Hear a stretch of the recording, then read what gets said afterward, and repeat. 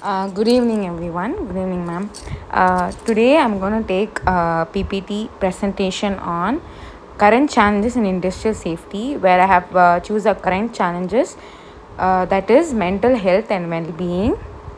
This is one of the current challenges in industrial safety.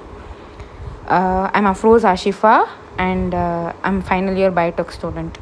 So here, first we're gonna see about the importance of mental health and well-being. So mental health and well-being is really very crucial for every human being that is living. So it is also very important in every category. So in industrial safety, it is also very important. So when you know that importance, it can give you a lot of energy, or it can build lot of positive things in your life. So mental health and well-being, they are very crucial for overall well-being. And then you have the resilience, and then you have the relationships and the physical health. So these are the importance of mental health and well-being, which can make life more understandable and easier. And then we have the particular topic that is in industrial basis. The mental health actually gives us lot of importance. Here it talks about why it is important. So it can prevent many things. So mental health and well-being in industrial safety include many things. So first is the accidents are reduced, and they will they will have the improved focus. And then the productivity increases. Every employee who works there, their productivity increases. They will have an increased concentration, and they will be not having any other stress. And the accidents, because without the concentration, we'll have, like, there will be a lot of accidents. So to avoid that, we have to maintain our mental health properly. And then better communication. The better communication is placed. So when you communicate openly and freely, you'll have more happiness, or like more, you'll be very free and comfortable in what you're doing. And as they have positives, as they show and promote positive safety cultures. So there are different types of workplace hazards, and one is physical hazards, and another one is psychological hazards or physiological hazards. So first is physical hazards. So they can also impact, they can also affect based on the mental health being. So in its physical, it's also mental. So they really related to each other. So first is noise. When you hear a noise, your mind can go, it can be crazy sometimes, it can do anything to you. So noise pollution, which is very very common. So noise can affect you, and the vibrations in that noise. And then we have the temperature, which makes you feel physically hard, like you feel heat, you feel cold, you feel many things in your body physically. And then we have the chemical exposure, because we have to be very safety with the chemicals that we're using. So that can also be very dangerous. And then we have the ergonomic hazards, which are, you have lot of like overload working, it can stress your body. So that's really very hard on the physical health. So ergonomic hazards are also very very common. And then we have the mechanical hazards, which are like machine repair, equipments, tools that can, you can have, scratches when you're not really concentrating or like looking after yourself. So it can cause you harm. And then we have the electrical hazards. You have electric shock, because lot of electrical components are like there, no? So when you work on that, you may get those hazards. It can lead you to certain level in danger. And then we have the confined hazards, like the ventilation process. If it's not ventilized, it can cause you many harm. That is also present. So by looking after these and you being safety, it can lead to many good things. It can keep you safe. So this is our physical hazards that we are seeing here. And then we have the psychological hazards, which are mainly focusing on mental health and your well-being. It can cause stress, bullying. Lot of people outside or inside, bullying is very common. So it is also included in workplace, where your environment is there. Anything, your harassment, the environment is not good, you'll feel that harassment, you have that violence. There are a lot of misunderstandings, and there will be violence. And then when you have a lot of work pressure, that you overwork, when you have extra timing, you get stressed. You get stressed physically and also psychologically, where your mind doesn't work at that time. So this can lead to anxiety, depression. You burn out, you have fatigue, you'll have a lot of uh, energy that is being drained. So these are the psychological hazards we have seen. And this is like the little I have put in a very, you can understand it in a very common way.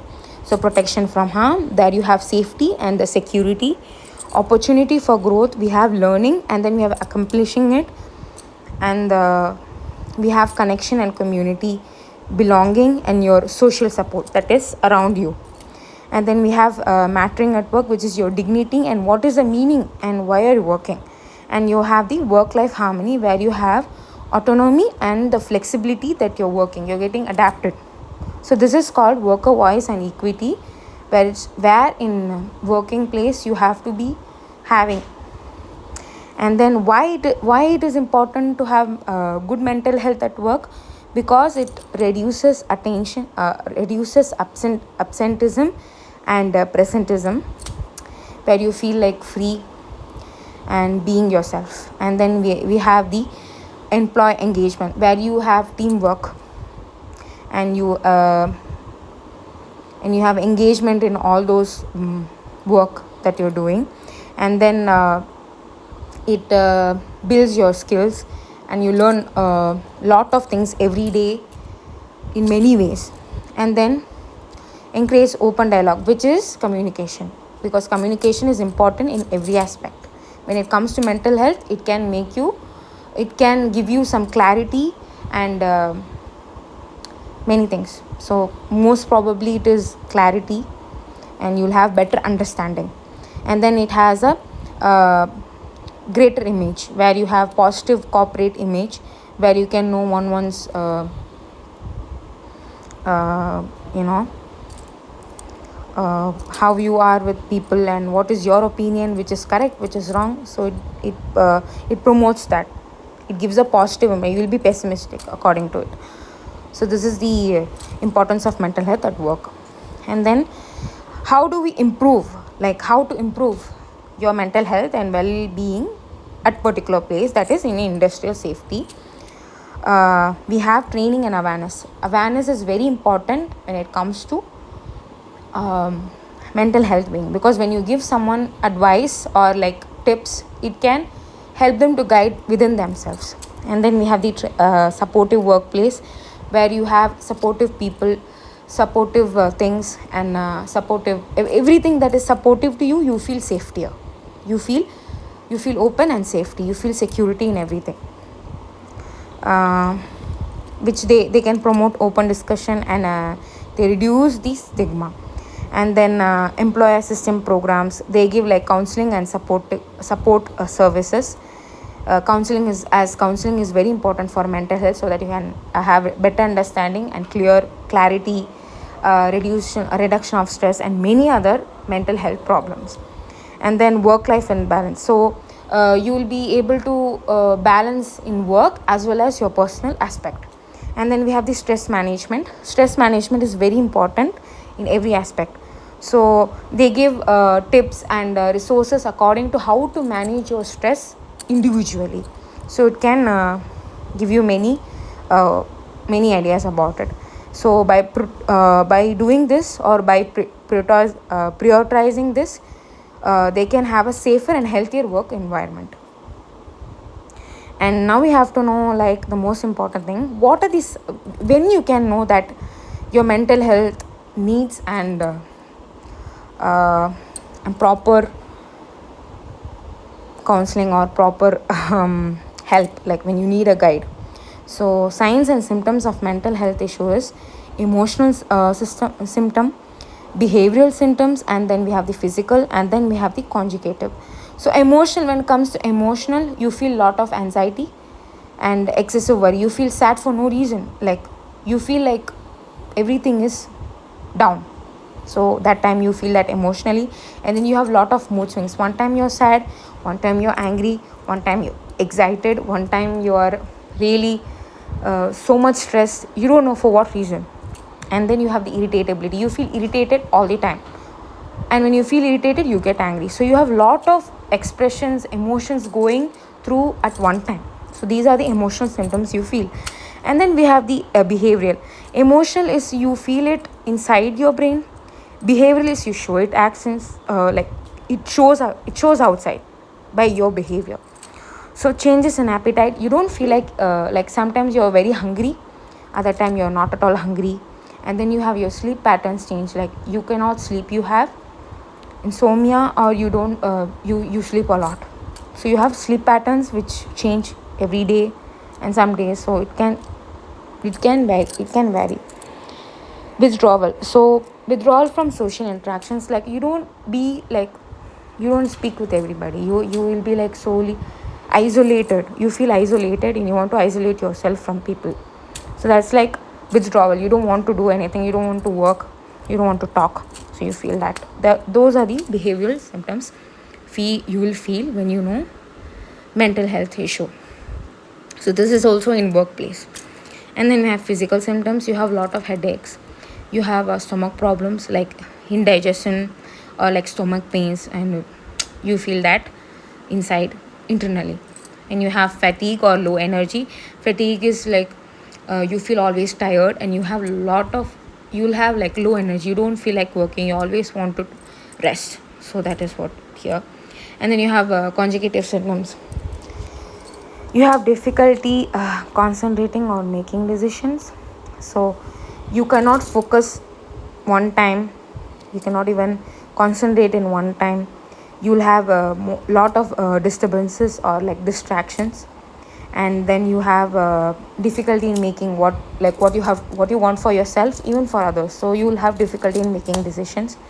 And then you'll forget many, you have memory problems and forgetfulness, you'll forget many things. That is the conjugative symptoms. So these are the signs and symptoms of mental health issue. So what is the conclusion and call to?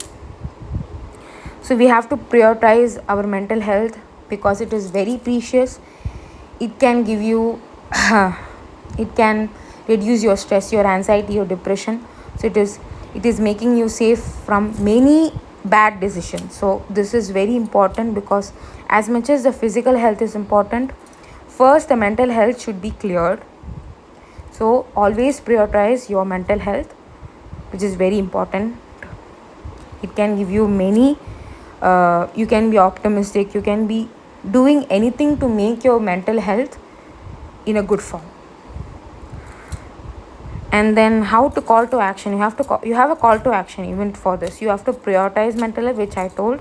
And then you can help, you can ask help. Please never keep your mental health at down.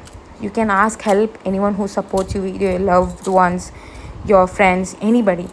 So you can, like, there are many resources, you can go through it, you can go ask help.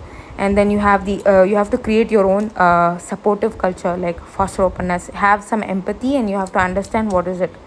And then taking care of yourself is basically relating to making your mental health better, best, excellent. So this is very important. So we have to make ourselves thrive and keep our mental health very healthy, to keep ourselves clear, understanding, showing empathy to ourselves, which is very important in any aspect. So keep your work mental health happier and mental health clear, and it can give you a lot of peace. Thank you.